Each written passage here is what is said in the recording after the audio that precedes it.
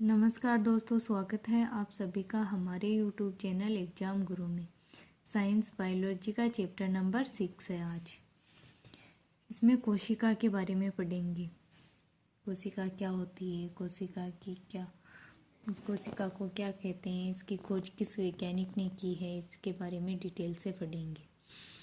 कोशिका का पहला पॉइंट है, कोशिका को संरचनात्मक एवं क्रियात्मक इकाई कहते हैं।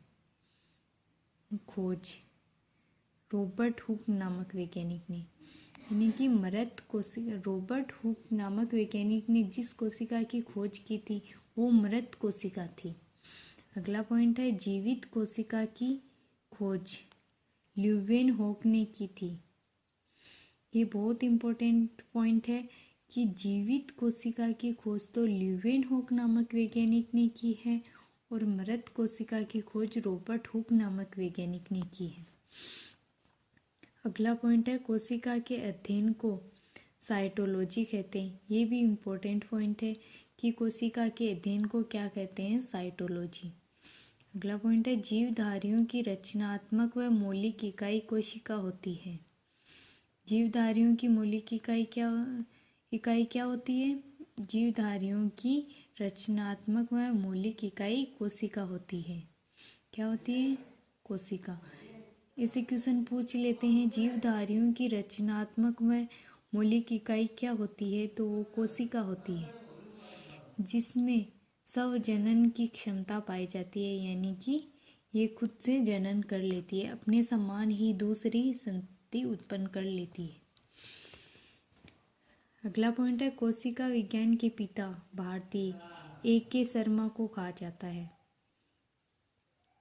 अगला पॉइंट है, कोशिका सिद्धांत का प्रतिपादन वनस्पति शास्त्री स्लीडन व प्राणी शास्त्री स्वान ने किया, यानी कि वनस्पति शास्त्र, यानी कि वनस्पति विज्ञान के जनक स्लीडन व प्राणी यानी जंतु विज्ञान के जनक स्वान नामक वैज्ञानिक ने कोशिका सिद्धांत का प्रतिपादन किया है।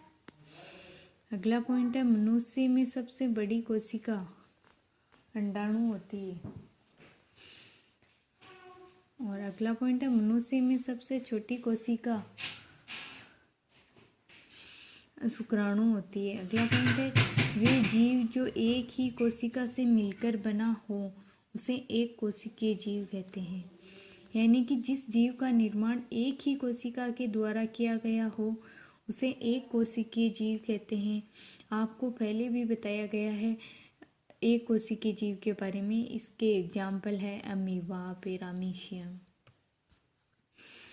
अगला पॉइंट है, वे जीव जो एक से अधिक कोशिका से मिलकर बना हो उसे बहुकोशिकीय जीव कहते हैं, यानी कि जिस जीव का निर्माण एक से अधिक कोशिकाओं के द्वारा किया गया हो उन्हें बहुकोशिकीय जीव कहते हैं। इसके एग्जाम्पल मनुष्य वगैरह। अगला पॉइंट है, कोशिका के प्रकार, यानी कि कोशिका कितने प्रकार की होती है।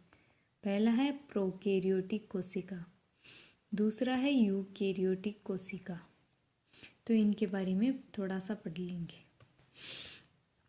प्रोकैरियोटिक कोशिका, इन कोशिकाओं में केंद्रक झिल्ली नहीं होती, यानी कि प्रोकैरियोटिक कोशिकाओं में केंद्र के चारों ओर जो झिल्ली पाई जाती है वो नहीं होती। अगला पॉइंट है, प्रोकैरियोटिक एकल कोशिकीय जीव होते हैं, यानी कि इन जीवों का निर्माण एक ही कोशिका के द्वारा किया गया होता है। अगला पॉइंट है, इस कोशिका में केंद्रक झिल्ली नहीं होने के कारण इसमें पाए जाने वाले प्रोटीन, DNA, RNA कोशिका द्रव्य में तैरते रहते हैं, यानी कि इसमें केंद्रक झिल्ली नहीं पाई जाती है, जिसके कारण इसमें जो प्रोटीन, DNA, RNA होते हैं वो कोशिका द्रव्य में तैरते रहते हैं। और प्रोकैरियोटिक कोशिका के एग्जाम्पल है जीवाणु। अगला है नीलहरित शैवाल। अब यूकैरियोटिक कोशिका के बारे में पढ़ेंगे। इन कोशिकाओं में पूर्ण विकसित केंद्रक तथा कोशिकांग पाए जाते हैं, यानी कि इसमें केंद्र के चारों ओर झिल्ली भी पाई जाती है और ये केंद्रक होता है वो पूर्ण विकसित होता है और कोशिकांग जैसे माइटोकॉन्ड्रिया, राइबोसोम, गोल्जी काय, अंतःप्राद्वी जालिका, तारक काय, ये सब प्रकार के पाए जाते हैं यूकेरियोटिक में। अगला पॉइंट है, ये एकल कोशिका वाले या बहुकोशिका वाले हो सकते हैं। यानी कि यूकेरियोटिक जीव हैं जो एक कोशिका के द्वारा भी निर्माण हो सकता है इनका, और एक से अधिक कोशिकाओं के द्वारा भी इनका निर्माण हो सकता है। और प्रोकैरियोटिक में सिर्फ एक कोशिका वाले जीवों का ही निर्माण होता है। यूकेरियोटिक कोशिका के एग्जाम्पल हैं पौधे, जीव जंतु। अगला पढ़ेंगे कोशिका सिद्धांत। पहले भी पढ़ा था। कोशिका सिद्धांत का प्रतिपादन किस वैज्ञानिक ने किया है? स्लेडन। वनस्पति शास्त्र यानी कि वनस्पति शास्त्र के जनक स्लीडन और प्राणी शास्त्र के जनक श्वान नामक वैज्ञानिक ने कोशिका सिद्धांत का प्रतिपादन किया है। इसमें पहला पॉइंट है, नई कोशिका का निर्माण पूर्ववर्ती कोशिका से होता है। यानी कि जो नई कोशिका बनेगी वो पुरानी कोशिका में ही परिवर्तन होके बनेगी। यानी कि उसमें विभाजन होके ही नई कोशिका का निर्माण करेगी। अगला पॉइंट है, कोशिका आनुवांशिक इकाई होती है। यानी कि कोशिका के द्वारा ही गुणसूत्रों का आदान प्रदान होता है, क्योंकि इनके केंद्रक में आनुवांशिक पदार्थ पाए जाते हैं। ये पॉइंट है, कोशिका आनुवांशिक इकाई होती है क्योंकि इनके केंद्रक में आनुवांशिक पदार्थ पाए जाते हैं। अगला पॉइंट है, प्रत्येक जीव का शरीर एक या अनेक कोशिकाओं से मिलकर बना होता है। जैसे कि हमने पहले भी पढ़ा है, एक कोशिका वाले जीव और बहुकोशिकीय जीव। तो इसमें है, प्रत्येक जीव का शरीर एक या अनेक कोशिकाओं से मिलकर बना होता है। अगला पॉइंट है, कोशिका सभी जैविक क्रियाओं की मूलभूत इकाई है। कोशिका क्या है? जैविक क्रियाओं की मूलभूत इकाई। कोशिकाओं में होने वाली समस्त क्रियाएं कोशिका के अंदर भी होती है। अगला पॉइंट है, नोट लगा कि ये बहुत इंपॉर्टेंट है, वायरस कोशिका सिद्धांत का अपवाद है। एग्जाम में पूछ लेते हैं कोशिका सिद्धांत का अपवाद क्या है, तो वायरस है, क्योंकि ये निर्जीव और सजीव के बीच की योजक कड़ी है। यानी कि शरीर के बाहर तो ये निर्जीव की तरह है, और जबकि ये शरीर के अंदर सजीव की तरह व्यवहार करते हैं। यानी कि ये जैसे ही सजीव के शरीर में प्रवेश करता है तो ये सक्रिय हो जाता है, और जैसे ही इसे शरीर से बाहर निकाला जाता है तो ये निर्जीव की तरह, एक पदार्थ की तरह एक जगह पड़ा रहता है। अगला है कोशिका भित्ति, सेल वॉल। ये कोशिका भित्ति पादपों में ही पाई जाती है। पादपों में कोशिका भित्ति किस प्रकार की होती है? सेलुलोज की बनी हुई होती है, और कवक में ये काइटिन की होती है, और जीवाणु में ये पेक्टिन की बनी होती है। अगला पॉइंट है कोशिका झिल्ली।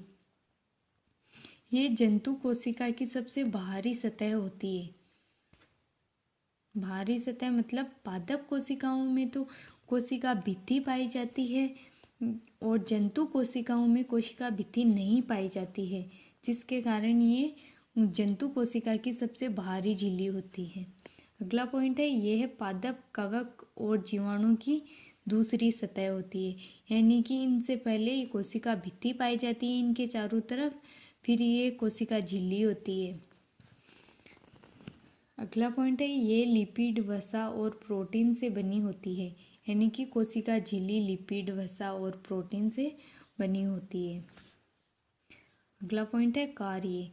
यह एक कोशिका से दूसरी कोशिका तक पोषक तत्वों का संचरण करती है। ये संचार करती है। नोट लगा के लिखा है, कोशिका झिल्ली अर्धपारगम्य होती है। एग्जाम में पूछ लेते हैं कोशिका झिल्ली किस प्रकार की होती है, पारगम्य होती है, अर्ध पारगम्य होती है। तो ये कोशिका झिल्ली अर्ध पारगम्य होती है। अगला है कोशिका की संरचना। कोशिका की संरचना के बारे में डिटेल से पढ़ेंगे। तो पहला है कोशिका कला, यानी कि सबसे बाहर की तरफ जो झिल्ली पाई जाती है वो कोशिका कला, इसके बारे में पढ़ेंगे। फिर केंद्रक के बारे में पढ़ेंगे। फिर पढ़ेंगे कोशिका द्रव्य के बारे में। पढ़ेंगे कोशिका कला। इसका पॉइंट है, इसे प्लाज्मा झिल्ली या पारगम्य झिल्ली, चयनात्मक पारगम्य झिल्ली भी कहते हैं। अगला पॉइंट है, ये त्रिस्तरीय आवरण होता है जो प्रोटीन और फॉस्फोलिपिड की बनी होती है। अगला पॉइंट है, पादप कोशिका में इस झिल्ली के बाहर सेलुलोज पदार्थ का एक अतिरिक्त मोटा आवरण होता है जिसे कोशिका भित्ति कहते हैं। और अगला पॉइंट है, कोशिका भित्ति के कारण ही पादप कोशिकाओं की आकृति निश्चित होती है, यानी कि इसकी आकृति में कोई चेंज नहीं होता है। अब अगला है कोशिका द्रव्य। इसका पॉइंट है, कोशिका झिल्ली और केंद्र के मध्य स्थित द्रव्य को कोशिका द्रव्य कहते हैं। यानी कि जो केंद्रक है, केंद्रक और कोशिका झिल्ली, इनके बीच में जो जेली समान पदार्थ पाया जाता है उसे कोशिका द्रव्य बोला जाता है। अगला पॉइंट है, कोशिका द्रव्य जेली जैसा पदार्थ होता है। इसमें माइटोकॉन्ड्रिया, रिक्तिका, गोल्जी कोय, अंतःपृथ्वी जालिका, हरित लवक आदि संरचनाएं पाई जाती हैं। इन संरचनाओं को कोशिकांग कहते हैं। इन कोशिकांग के बारे में हम आगे एक वीडियो में पढ़ेंगे डिटेल से। अब अगला पॉइंट है केंद्रक। इसका पॉइंट है, जंतु कोशिकाओं में केंद्रक लगभग मध्य में पाया जाता है। यानी कि ये केंद्रक होता है, ये बीच में जंतु कोशिका के बिल्कुल सेंटर में पाया जाता है। जबकि पादप कोशिका में बड़ी रिक्तिकाओं के कारण केंद्रक मध्य में नहीं रहकर एक तरफ होता है। यानी कि जंतु कोशिकाओं की जो स्ट्रक्चर होती है उसमें केंद्रक बिल्कुल सेंटर में होता है, लेकिन पादप कोशिकाओं में रिक्तिकाएं पाई जाती है जिसकी आकृति बड़ी होती है। बड़ी होने के कारण ये केंद्रक बिल्कुल सेंटर में नहीं होकर परिधि की तरफ होता है। इसका अगला पॉइंट है, केंद्रक दोहरी झिल्ली द्वारा घिरा रहता है। यानी कि केंद्रक के चारों ओर जो झिल्ली पाई जाती है वो डबल लेयर झिल्ली होती है। इस झिल्ली में सूक्ष्म छिद्र पाए जाते हैं। जो ये झिल्ली होती है इसमें सूक्ष्म छिद्र पाए जाते हैं जिनके द्वारा ये जीव द्रव्य का आदान प्रदान होता रहता है। यानी कि कोशिका द्रव्य केंद्रक द्रव्य में आ जाता है और केंद्रक द्रव्य कोशिका द्रव्य में चला जाता है।